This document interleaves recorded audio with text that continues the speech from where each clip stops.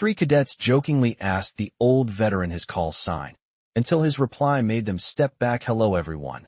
Before we begin today's story, I have a small favor to ask. Please hit subscribe and turn on the notification bell so you never miss our channel's new videos. It's quick, free, and the best way to support us in bringing you more dramatic stories. Your support means the world to us. Where are you watching from? Drop your city or country in the comments below. Thank you very much. Now, let's dive into today's story. It was a hot afternoon at the military base, the sun blazing down as three young cadets stood near the mess hall. They were fresh faces, filled with pride and eager to prove themselves. Among them was Cadet Sam, the leader of the group, his arms crossed as he surveyed the crowd with an air of superiority. His friends, Cadets Mike and Luke, stood beside him, both clearly amused by the sight of the elderly man sitting alone at the corner of the room. The man looked to be in his 70s, his worn-out jacket and faded military cap giving off the impression of someone who had seen far too many years pass by. They couldn't help but laugh under their breath.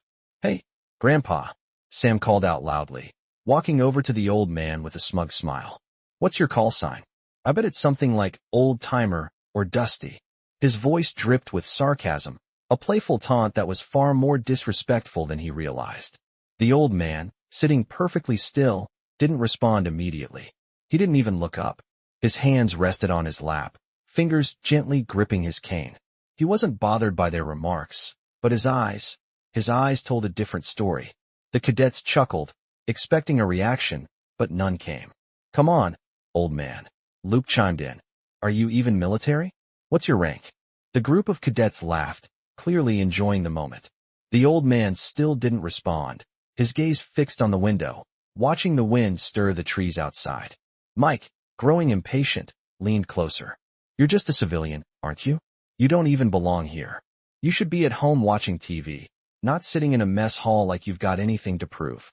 They all burst into laughter, the sound echoing off the walls. Sam, clearly taking the lead, smirked and motioned toward the old man's jacket, where a small pin glinted under the fluorescent lights. "What's this? A souvenir from the VFW? Or did you buy it at some thrift shop?" The old man finally spoke, his voice quiet but strong, his eyes still focused on the outside world. "My call sign doesn't matter anymore," he said softly. His words were calm, almost too calm, as if he had grown used to being ignored, dismissed. The cadets fell silent for a moment, unsure how to respond to his unexpected answer. The old man shifted in his seat, his eyes momentarily narrowing. He didn't need to raise his voice to command attention. The cadets, for the first time, found themselves a little uncomfortable. But Sam, never one to back down, leaned in even closer, still mocking. "Oh, I'm sure you were some big shot, huh?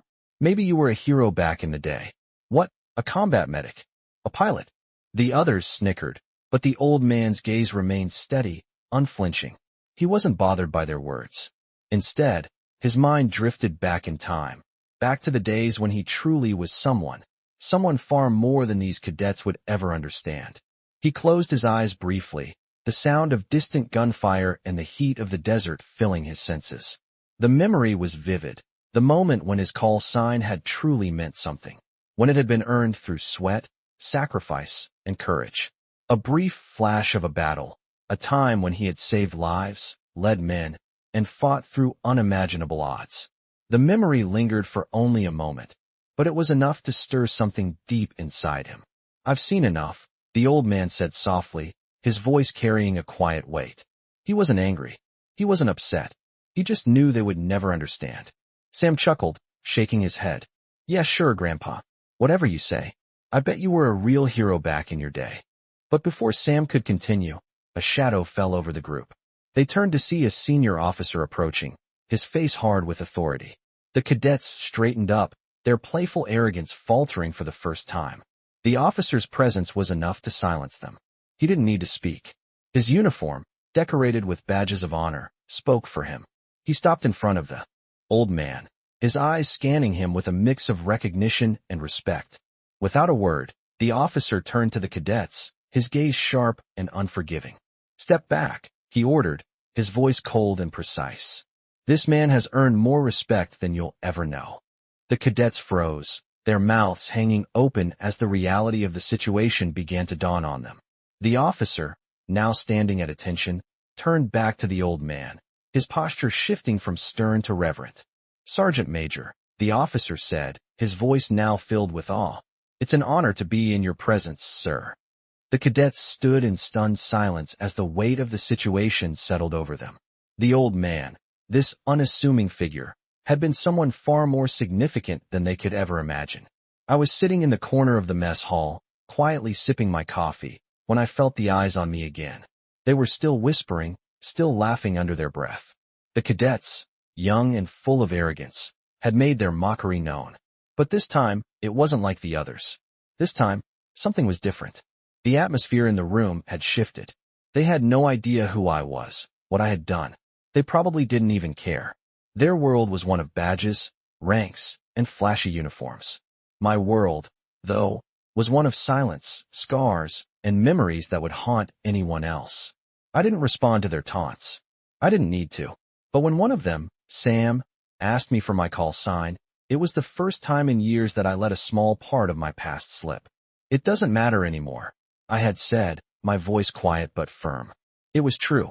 After all, I wasn't the same man who had earned that call sign. That man was long gone, buried somewhere far from here.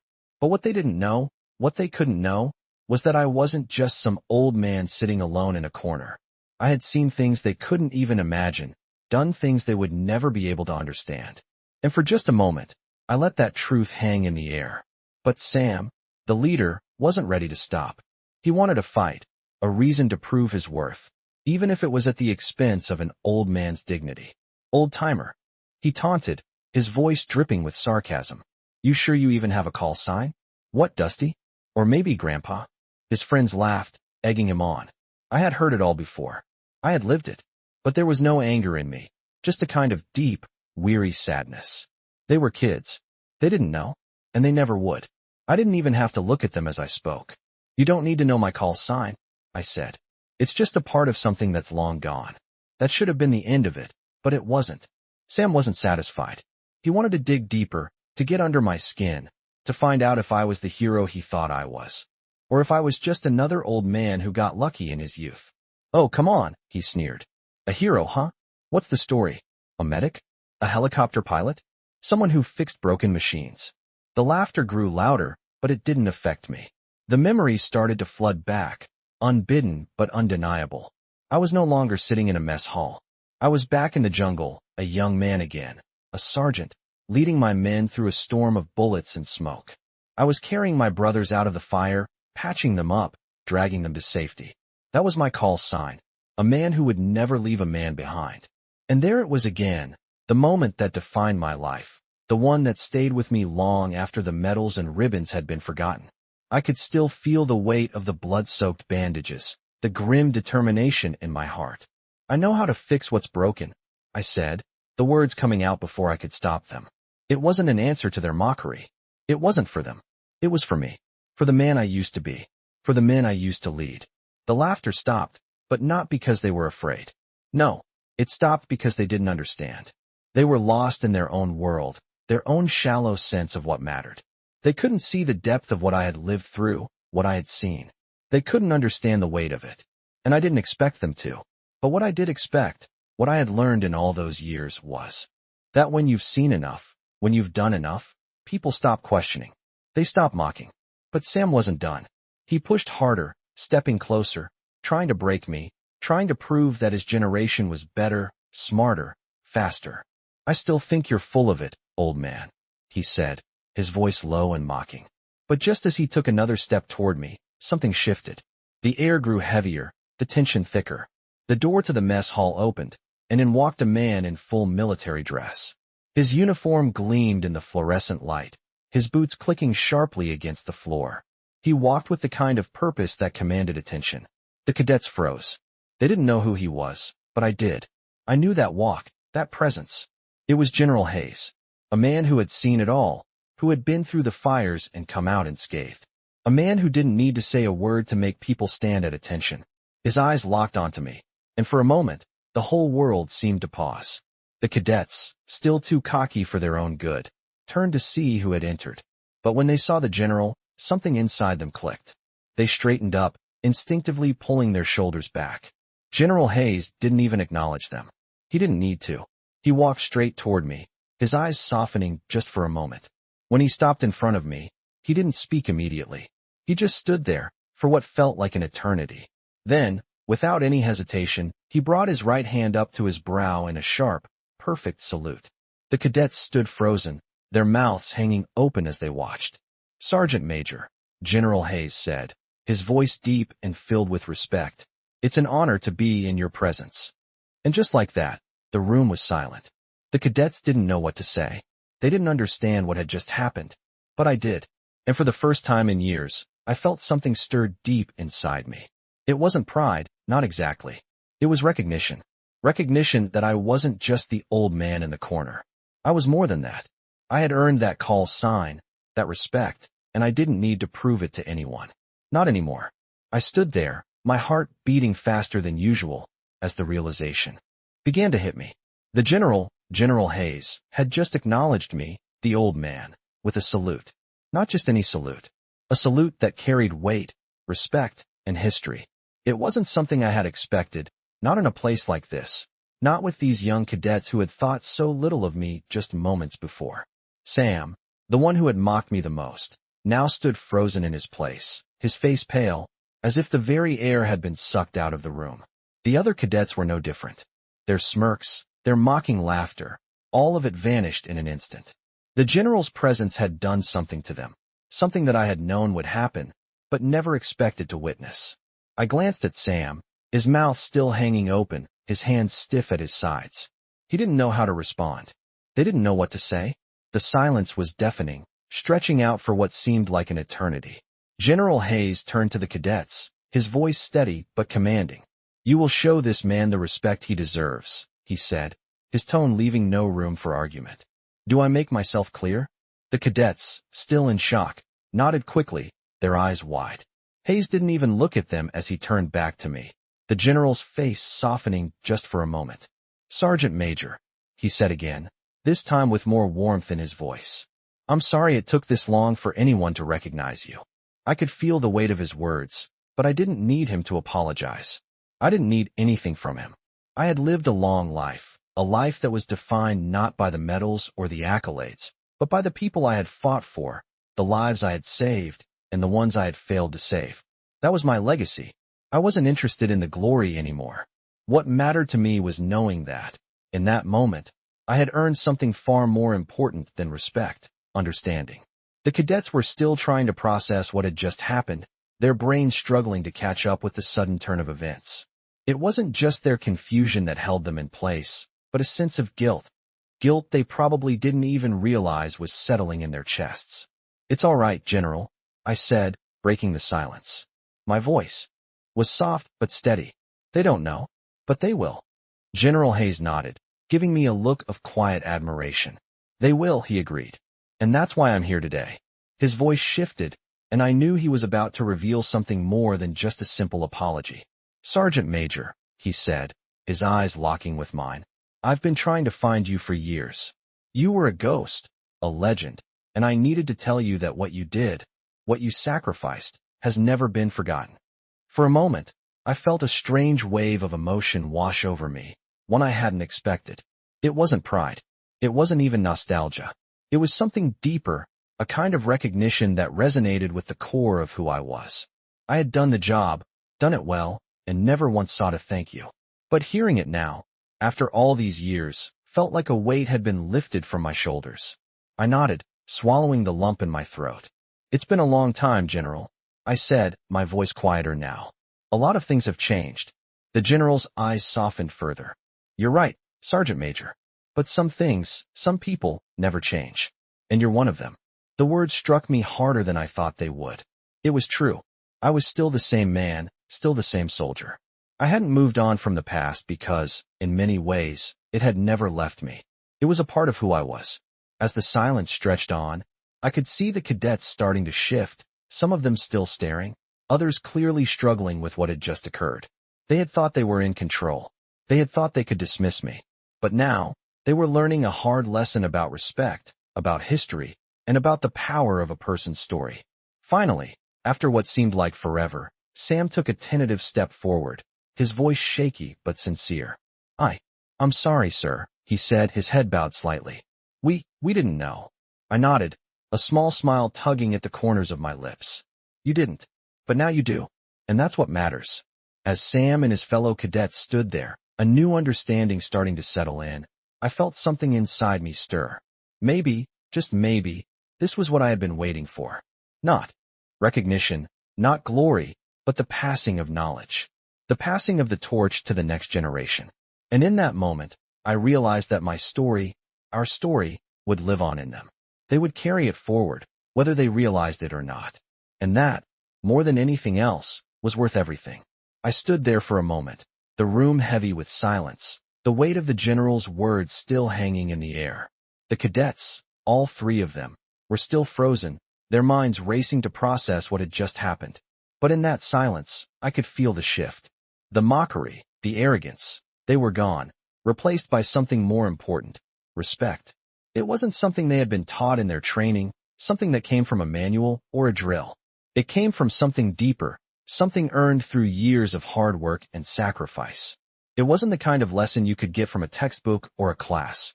It was a lesson that was learned in the field, in the heat of battle, when life and death were only a breath away. General Hayes stood beside me, his presence still commanding the room. But he wasn't the only one who had noticed the change. The cadets, still standing there in stunned silence, began to shift uncomfortably. Sam, the one who had been the loudest, now looked down at his boots, his hands clasped behind his back. He looked like a different person, like the arrogance had been stripped away, leaving only the truth. The truth that he had underestimated me, and that I had been right all along. That moment of realization was everything. It was something that only comes with experience, something that could not be faked. I had earned my place in history, not by boasting, but by serving, by sacrificing. And now, for the first time, someone else was seeing that. Sam stepped forward, his voice quiet, but there was sincerity in it. Sergeant Major, he said, his head still bowed. I'm sorry for what I said. I didn't know. I didn't understand. I could see the shame in his eyes, the guilt that had crept in. But that wasn't for me to fix. That was for him to carry forward, to learn from. It's all right, cadet, I said, my voice calm. You didn't know, but now you do. The general, still standing tall beside me, nodded in agreement. That's the key, he said. Knowledge, respect, understanding. The words were simple, but they held so much weight. It was something that all of them would need to learn, and it wasn't going to happen overnight. It was going to take time, effort, and maybe even a few more lessons like this one. But I had no doubt they would get there. The question wasn't whether or not they could learn, it was whether they were willing to. General Hayes turned to face the rest of the cadets, his voice carrying a stern edge. I want you to remember this moment, he said, his gaze sweeping over them. This is what it means to serve. Not the uniforms, not the ranks, not the medals. It's the respect you earn through your actions. And today, you've learned a valuable lesson. The cadets nodded, their faces reflecting the weight of the general's words. They didn't speak, but their expression said everything. They knew. They understood now. And that, in itself, was progress. The general's voice softened as he looked back at me. Thank you, Sergeant Major, he said, his tone filled with genuine gratitude. You've given them more than any drill or lesson ever could. I nodded, but didn't say anything. There was nothing to say. The lesson had been taught. The cadets would carry it with them from this day forward, and I was content with that. I had no need for further recognition, no desire for more applause. The respect was all I needed, and today, I had earned it. Not from the general, not from the cadets, but from myself. As we all turned to leave the room, I glanced back at the cadets one last time. Sam caught my eye, and for a moment, we shared a look. It wasn't one of apology or regret. It was a look of mutual understanding. They would carry this moment with them, and I would carry it with them too. And in some small way, I knew that the legacy of the men I had fought alongside would live on, passed down to the next generation of soldiers. The future would be in their hands now, and I could only hope they would carry it with the same honor and integrity that had been instilled in me all those years ago. I stood at the door of the mess hall, watching the cadets slowly disperse, their steps unsure, their minds still processing what had just happened. The general had left a deep mark on them, one they wouldn't forget anytime soon. But I couldn't help but wonder if this was the start of something bigger for them. Maybe they'd finally begin to understand what it really meant to serve, what it truly meant to honor the past. I wasn't so naive as to think this one lesson would be enough. It would take more than that. Time, experience, real struggles. Those were the things that would shape them, just as they had shaped me. But today, for the first time, I felt that maybe, just maybe, the world was ready to listen again. The cadets had learned their lesson, but the next chapter in their journey was theirs to write. I wasn't here to change the world. I had done my part, and now it was their turn. General Hayes had spoken with authority, but I had no illusions. His words were meant to instill a sense of respect, but respect, as I had learned, was something earned, not given. They would need to prove themselves, just like I had. They would have to live up to the weight of their uniforms, the expectations that came with them. I turned and made my way toward the exit, the heavy door creaking as I pushed it open. Outside, the sun was starting to dip lower in the sky, casting long shadows across the parking lot. The sounds of the base had quieted for the evening, and I found myself alone in the cool air, with nothing but my thoughts to keep me company. As I walked toward my car, my mind drifted back to those days when I was their age, when I had stood in their shoes. Back then, I had believed in the power of the uniform, the importance of rank, the pride of serving a cause bigger than myself. But over the years, I had learned that those things didn't define you. It was the choices you made, the people you saved, the battles you fought, not just on the battlefield, but in your heart, that determined who you truly were. I had walked away from the military a long time ago, leaving behind the life of a soldier. But today, I felt something stir inside me, something I hadn't felt in years. It wasn't a longing for the past, not exactly. It was something more subtle, a sense that my story, our story, hadn't been forgotten after all. I turned the key in the ignition, the engine roaring to life, and headed out of the parking lot. As I drove away, I couldn't help but smile. I had given those cadets something they hadn't expected, a lesson in respect. And as for me, well, maybe it was time to stop looking back. Maybe it was time to look forward. I wasn't the man I once was, and I didn't need to prove anything to anyone. I had already done my part. The world would remember, eventually, but that wasn't what mattered. What mattered was that, for one brief moment, they had seen me for who I truly was. Not the old man in the corner, not the forgotten veteran, but the one who had earned his call sign and his place in history. And in that moment, I felt a peace that I hadn't felt in years. The road stretched out before me, empty and waiting. I didn't know what the future held, but for the first time in a long while, I was ready to face it. The journey wasn't over yet. I had driven for a few miles, the evening air cooling my face through the cracked window, when I noticed something unusual, a familiar figure standing by the roadside. I slowed the car, not immediately recognizing the old man, but sensing something instinctively pulling me toward him. As I drew closer, the figure came into sharper focus. It was the same man I had seen in the mess hall earlier, the one who had quietly observed the cadets and their brashness. I hadn't expected to see him outside the base, but there he was, his posture as still as I remembered, though now his eyes held a new intensity. I pulled over, the gravel crunching under my tires as I parked beside him. Without a word, I rolled down the window. He looked at me for a long moment, his gaze piercing, before he nodded toward the passenger seat. "Mind if I ride with you?" he asked, his voice raspy but calm. I didn't hesitate. There was something about him, something that made me feel like I had a responsibility to hear what he had to say, even if I didn't yet know why. "Of course," I replied, unlocking the door for him. He settled into the seat beside me without saying much, his eyes fixed on the road ahead. I started the engine, and we drove in silence for a while, the hum of the car filling the void between us. Eventually, I couldn't take the quiet any longer. "What's on your mind?" I asked, glancing at him. The old man didn't answer right away. His eyes were distant, as if he were searching for the right words. Finally, he spoke, his voice low but steady. "I've been thinking," he began, "about how you all see me, how you all think of me.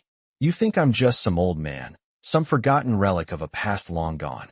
But you don't know what I've seen, what I've lived through." His voice was soft, but there was weight behind his words. "You think I don't understand your world, don't understand what it means to be young, to be a soldier today. But I've been where you are. I've been in those shoes, staring at the same sky, wondering if the next moment would be my last. I've seen men, good men, fall beside me, and I've seen the look in their eyes when they knew they weren't going to make it. He paused, his gaze turning toward me, his eyes filled with a mix of sadness and resolve. I've lost more than I care to remember, but that's not why I'm here. He shifted slightly in his seat, the weight of his words lingering in the air. I'm here because those cadets back there need to understand something. Respect isn't given because of your rank, your uniform, or the badges on your chest. It's earned. It's earned through what you do, not what you say. It's earned through your actions, your choices. You can wear all the medals in the world, but that doesn't mean a damn thing if you don't live by them. I absorbed his words in silence. His voice had the quiet authority of someone who had lived it, someone who had been through the fire and come out on the other side. I'm not telling you this for sympathy or for recognition, he continued, his gaze returning to the road ahead. I'm telling you because I don't want you to make the same mistakes I made. When I was your age, I was so damn sure of myself. I thought I had it all figured out. But life doesn't work like that. It has a way of knocking you down when you least expect it. He took a deep breath, his hands resting on his knees. You're going to be tested. Every day. And when the time comes, it won't be the uniform that matters. It won't be the medals. It will be you, the person inside that uniform. The choices you make. The people you stand beside. He looked over at me, his eyes hard but wise. And that's the real test. That's the one that counts. We drove for a few more minutes before he spoke again. I didn't need a thank you. I didn't need any recognition. All I needed was to know I did my part. That I lived up to what was expected of me, even when no one else was watching. I nodded slowly, feeling the weight of his words settle in. What you said back there, he added. To those cadets, that's what they needed to hear. But you need to hear it too. We all do. You have to earn your place in this world, one step at a time. And you won't do that by pretending to be something you're not. You'll do it by being real. By being someone who stands tall when it matters. I didn't know what to say. I was still trying to process everything he had shared, everything he had made me feel. Finally, I just nodded again. Thank you, I said, my voice barely a whisper. He smiled softly, a fleeting moment of peace crossing his face. You're welcome, son, he said. And just like that, the weight that had been hanging in the air seemed to lift, leaving me with a quiet sense of clarity. As I drove on, the sunset casting its golden light over the horizon, I couldn't help but feel like I had just received a lesson that I would carry with me for the rest of my life. A lesson not just about respect, but about what it truly meant to be a soldier, not just in the eyes of others, but in the eyes of myself. I had no idea where I was driving anymore. My mind had wandered, caught up in the weight of the old man's words. I was no longer on the base. I wasn't in the car anymore. I was back in those moments I tried so hard to forget, the memories of the battlefield, the friends lost, the promises made and broken. The more I drove, the more I realized how little I truly understood about what it meant to serve, about what it really meant to be a soldier. The old man was right. I had thought I had it all figured out, but now I felt like a fool. I glanced at the rearview mirror, seeing nothing but empty highway behind me. The road was long, stretching into the unknown, but I didn't feel lost. I felt like I was finally waking up to the reality I had ignored for so long. It wasn't about the uniforms, the shiny boots, the call signs, or the recognition.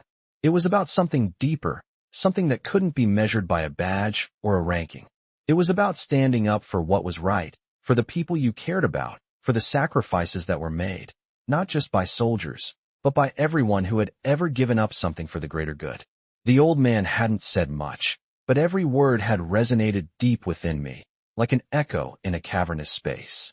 I had spent so much time pretending to be someone I wasn't, someone tough, someone who didn't care about the emotional toll of war, someone who could brush off the pain of losing men I called friends. But the truth was, I wasn't that person. And for the first time, I was starting to understand that maybe I didn't have to be. Maybe I didn't have to hide behind the armor of arrogance and pride anymore. I took a left turn onto a small road, one I hadn't noticed before. The trees lined the sides of the road, casting long shadows in the fading light. I wasn't sure where I was headed, but somehow, it felt right. I was in no rush. I wasn't trying to get anywhere fast anymore. I was just driving, listening to the hum of the tires on the asphalt, letting my thoughts settle like dust falling after a storm.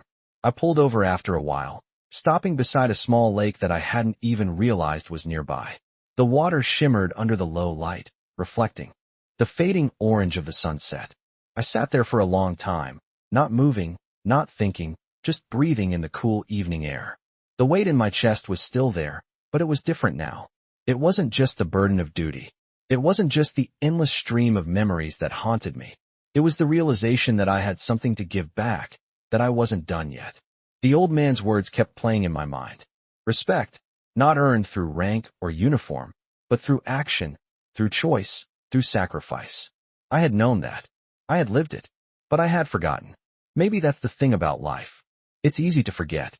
You get caught up in the motions, in the day-to-day grind of survival, and you forget why you started fighting in the first place. I opened the door and stepped out of the car, letting the cool air rush past me. I stood there for a while, looking out at the water. The stillness of it seemed to mirror what was happening inside me. For once, I didn't feel the need to be in control. I didn't need to fix everything, didn't need to have all the answers. I just needed to be. And that, for the first time in a long while, was enough. After a while, I turned back to the car and started driving again. I didn't know where I was going, but it didn't matter. I wasn't running from the past anymore. I wasn't hiding from the truth. I was facing it. And that was all I could do. When I got back to the base, the world seemed different. The sun had fully set now, leaving only the faint glow of the streetlights and the distant hum of activity. I parked the car, took a deep breath, and stepped out. As I walked toward my quarters, I couldn't help but notice the cadets again. They were still there, standing in groups, talking amongst themselves. They looked different too, not just because of what had happened earlier, but because they had learned something important, whether they realized it or not. They had learned what it meant to be a soldier, not just in the uniform, but in the heart. I knew they would carry that lesson forward, just as I had once carried it, for better or for worse. But I also knew they would make their own mistakes. They would stumble. They would fall. They would get back up again. And that was the cycle. That was how you learned. That was how you grew. The air felt cooler now, the night settling in around me. But for the first time in a long time, I didn't feel the chill. I didn't feel the weight of my past. I felt lighter, somehow, as if a weight had been lifted from my shoulders. I looked up at the stars above, and for the first time in years, I felt at peace. I had no idea how long I had been walking around the base that night. The cool air was starting to settle in, the quiet of the place enveloping me. The echoes of the past few days still weighed on my mind, but in a strange way, they didn't feel as heavy as before. Maybe it was the old man's words, or maybe it was just the fact that I had been running from those memories for far too long. Either way, I couldn't shake the feeling that something had shifted. I passed by the barracks, where the cadets had been earlier. A few of them were still out, chatting among themselves, but there was a noticeable difference in the way they interacted. They weren't as brash as they had been before. There was a new respect in their voices, in their posture, as if they had learned something they hadn't expected to learn that day. I couldn't help but smile to myself. It wasn't about me. It wasn't even about the general. It was about the lesson they had received, the kind of lesson that couldn't be taught in a classroom or drilled into you. It was about life, about understanding who you really are and who you want to be.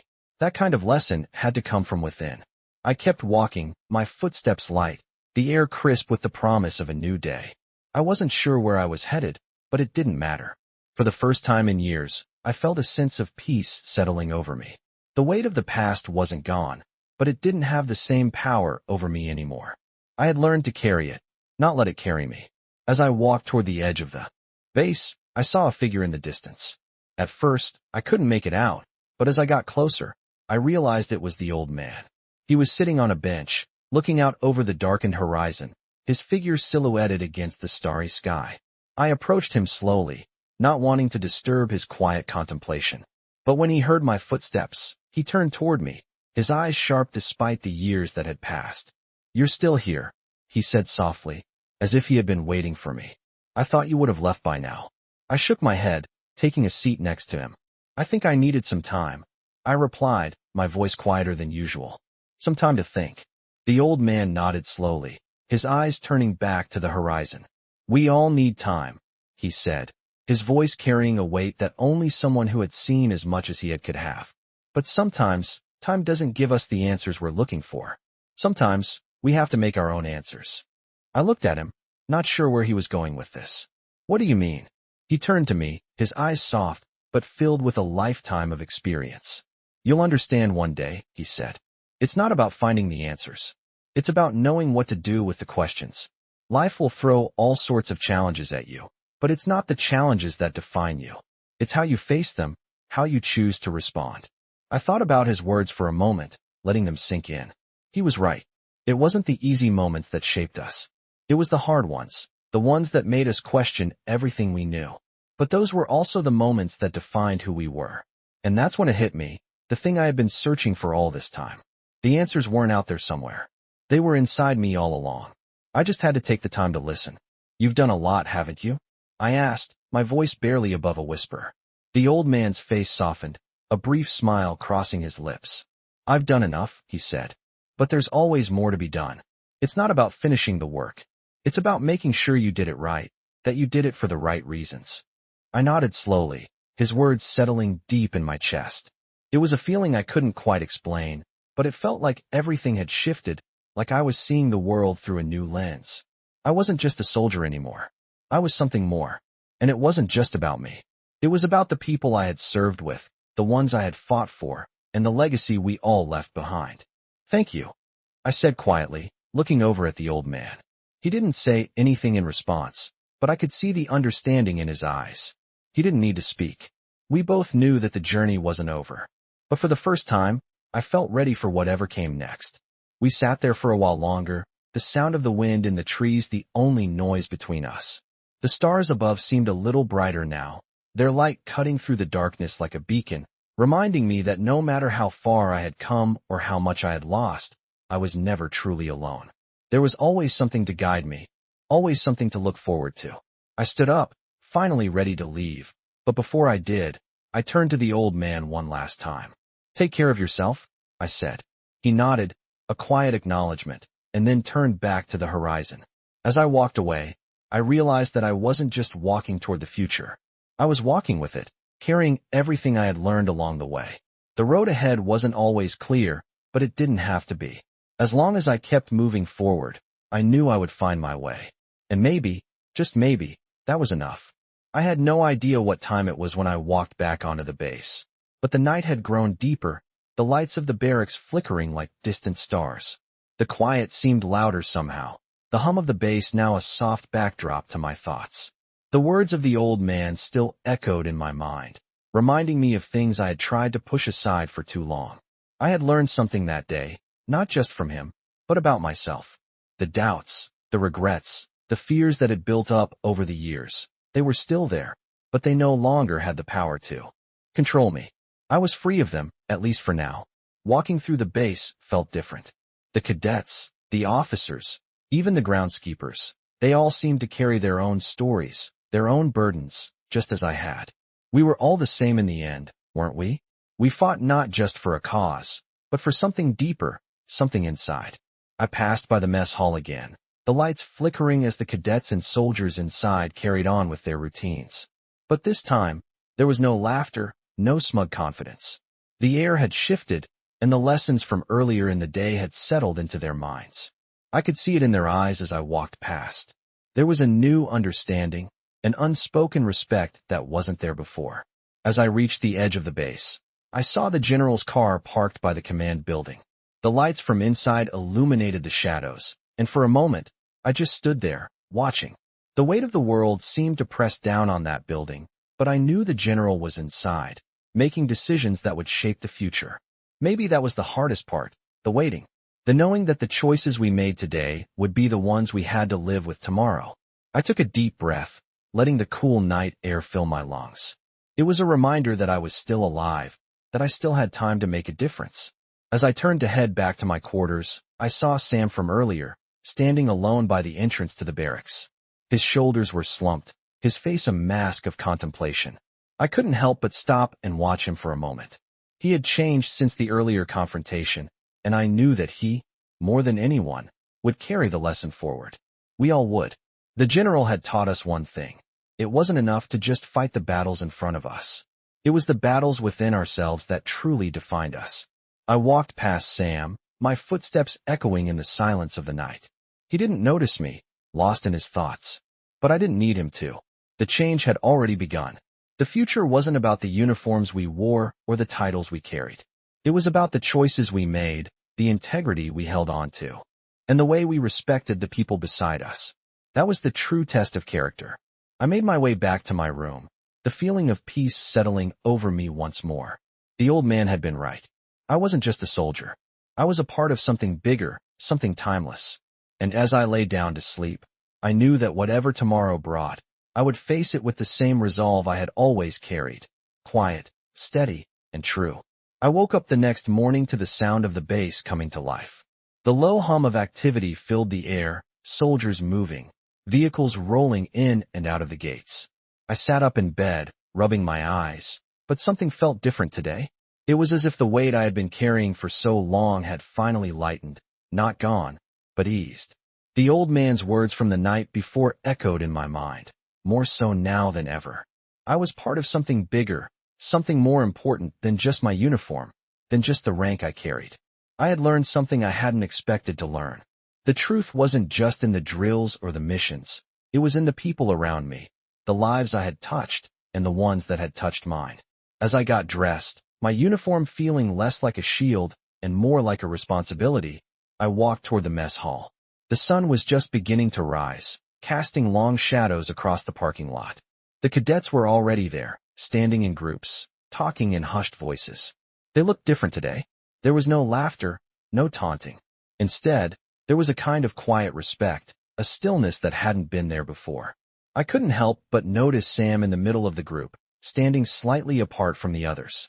He had his hands shoved deep into his pockets, his head down.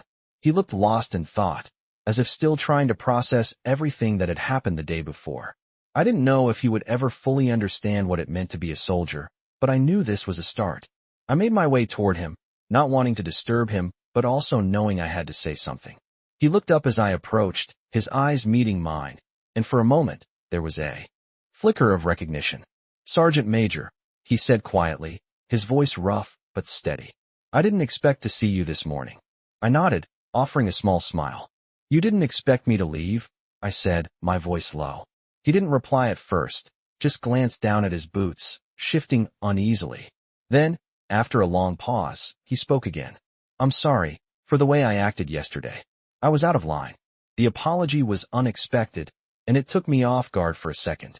I had seen plenty of young cadets go through the motions of apologies, but this felt different. This felt real. "It's all right," I said, my voice calm. "You didn't know, but now you do." He nodded, his eyes serious now. "I don't really know what to say," he continued, almost to himself. "I've always thought I had it figured out, that I was better than the rest.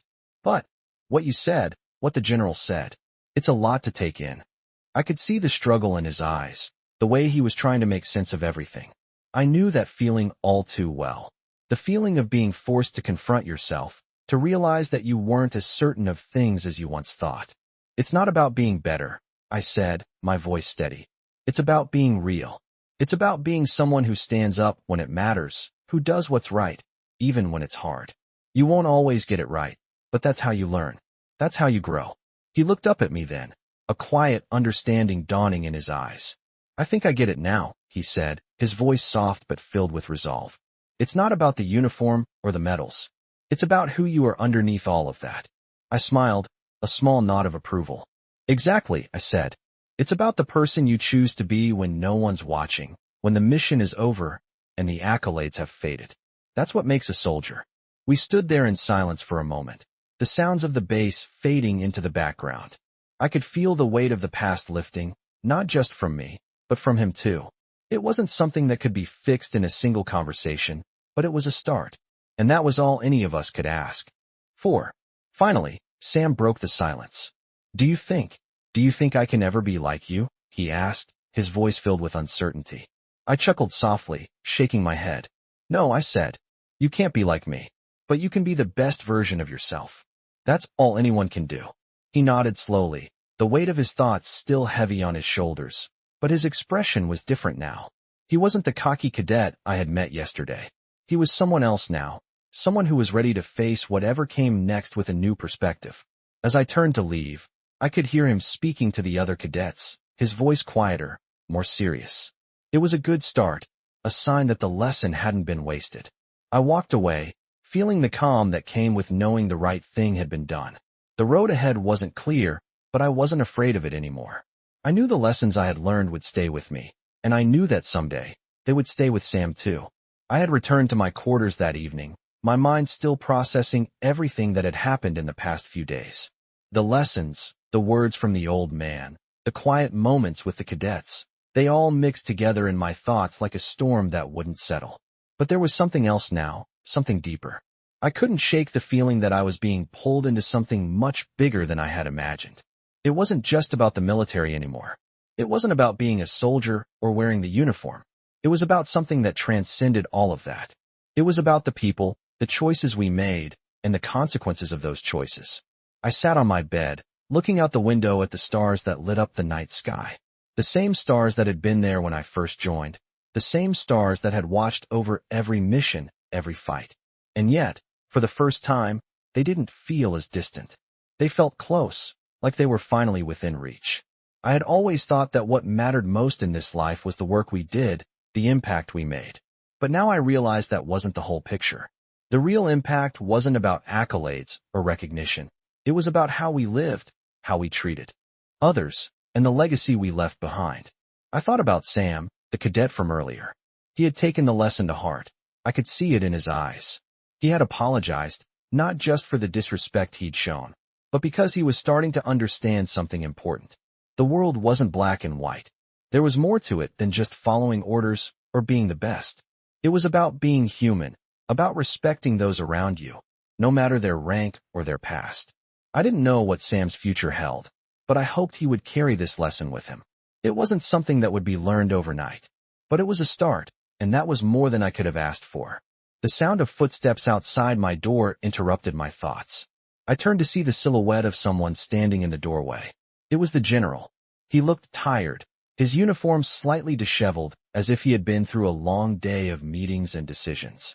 But when he saw me, his face softened, and he gave a small, almost imperceptible nod. "I wanted to check in on you," he said, his voice low. "How are you feeling?" I looked up at him, unsure of what to say. How was I feeling?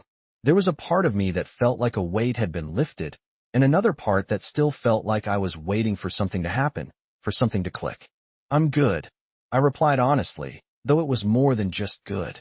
Just thinking. A lot has changed. The general leaned against the doorframe, crossing his arms as he looked out the window with me. For a long moment, neither of us said anything. There was a sense of understanding between us, something unspoken but powerful. Finally, the general spoke again, his voice quieter now. "I know what it's like," he said, "to feel like you're carrying the weight of the world on your shoulders. To think that everything you do matters, that every decision you make is the difference between life and death. But the truth is, it's not always like that. Not everything is on you. Not everything has to be perfect. What matters is that you keep moving forward, that you learn from your mistakes and grow stronger. That's all we can do." I nodded slowly, letting his words sink in. They weren't just words of comfort. They were words of experience, words from someone who had been through the battles, both internal and external. The general had always seemed like someone who had it all together, someone who could handle anything that came his way. But now, I saw a different side of him. He was human too, just like the rest of us. And that was okay. "I appreciate it," I said quietly.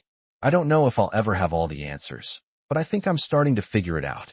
The general smiled, a rare, genuine smile that softened his face.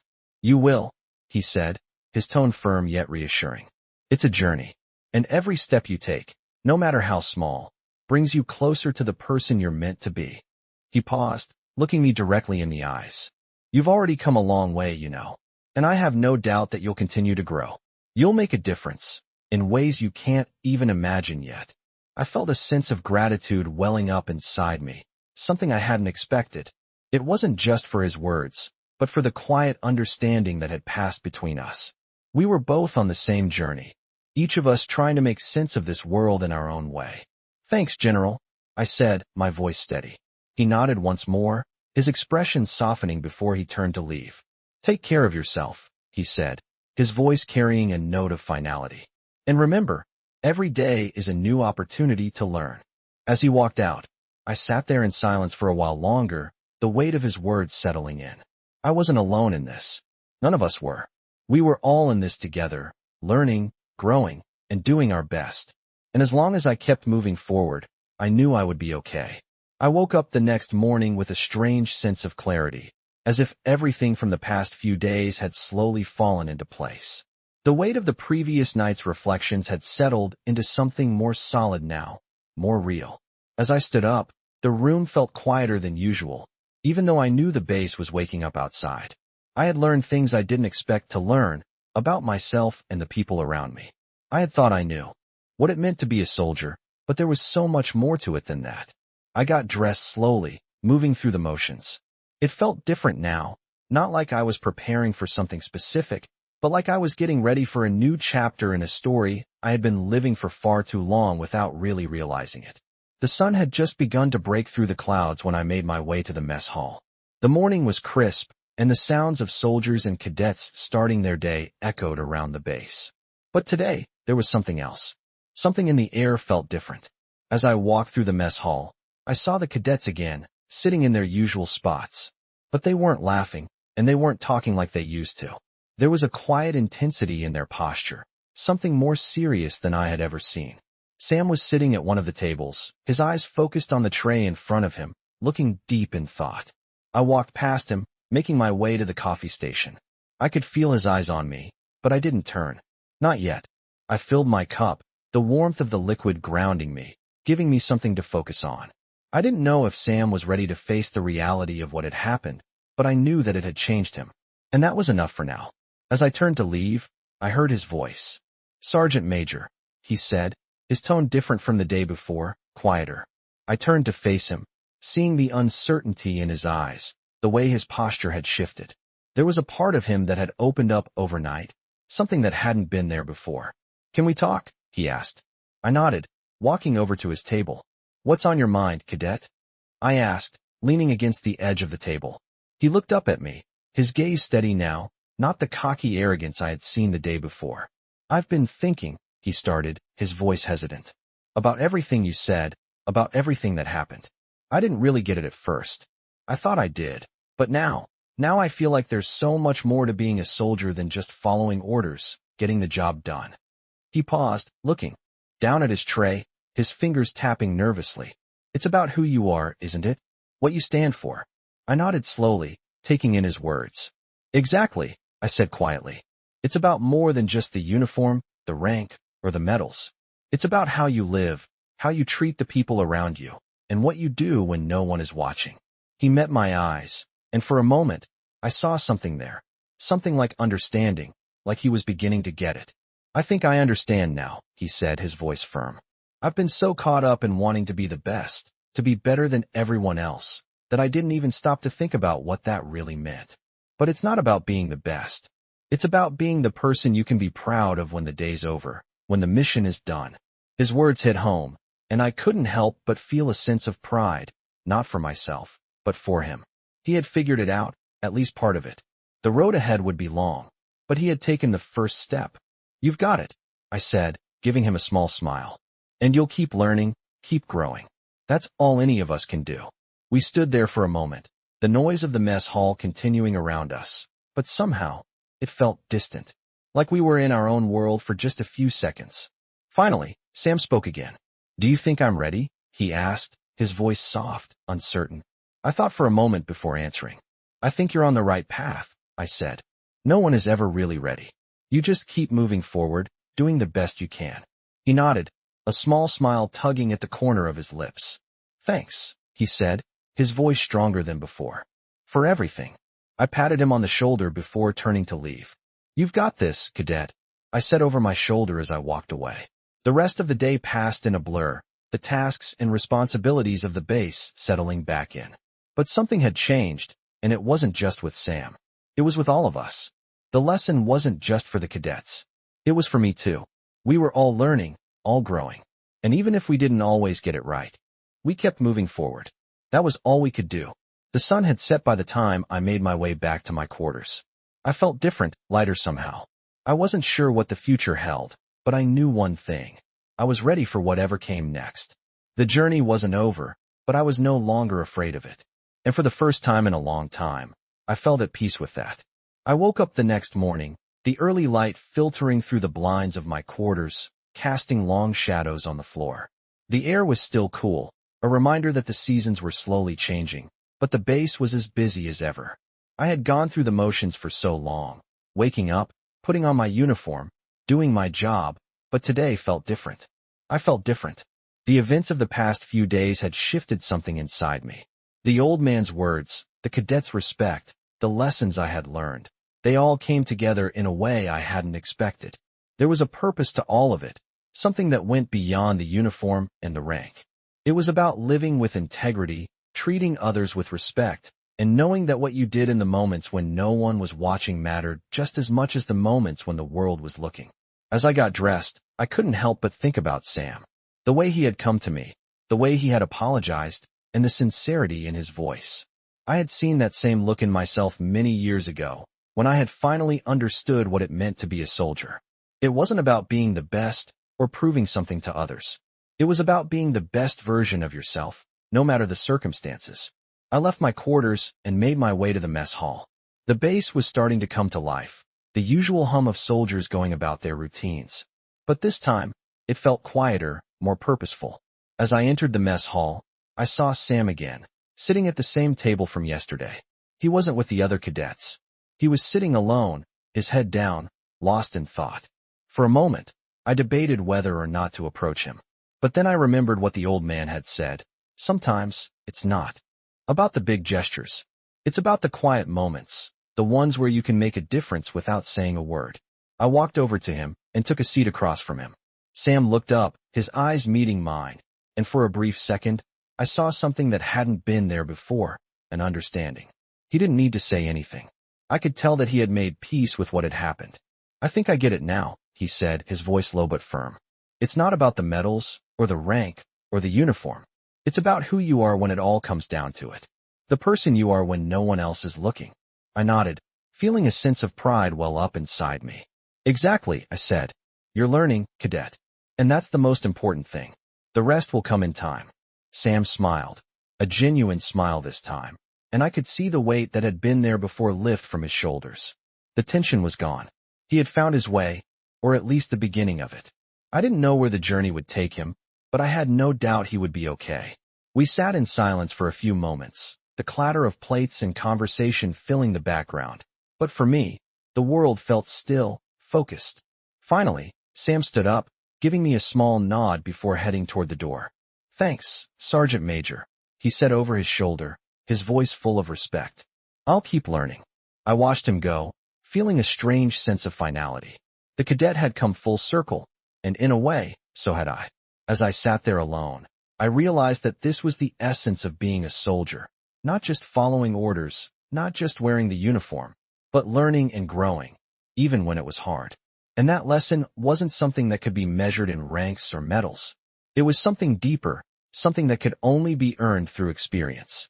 The sound of footsteps echoed through the hall, and I turned to see a group of soldiers entering, ready to start their day.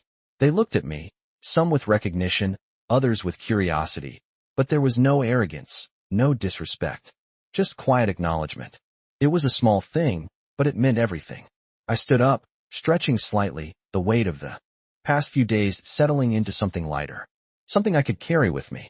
As I walked out of the mess hall, I looked up at the sky. The sun was higher now, casting its warm light over the base, and for the first time in a long time, I felt like I was exactly where I was supposed to be. I didn't need to prove anything anymore. I had already done my part. The rest, well, that was up to the next generation. They would figure it out in their own time, just as I had. But I knew one thing for sure. No matter what happened, I had done the best I could. And in the end, that was all any of us could ask for.